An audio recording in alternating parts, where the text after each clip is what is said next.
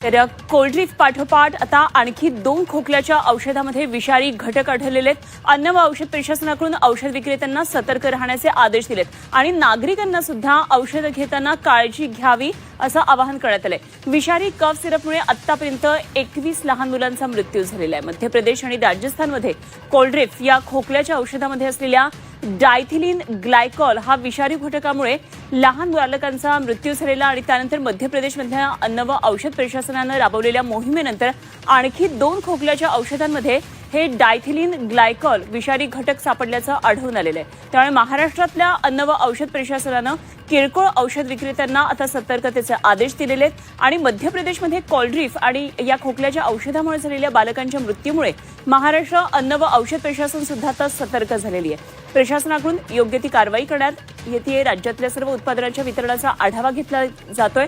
मात्र राज्यात कोल्ड्रिफ या खोकल्याच्या औषधाचं वितरण झालं नसल्याचं आढळलंय.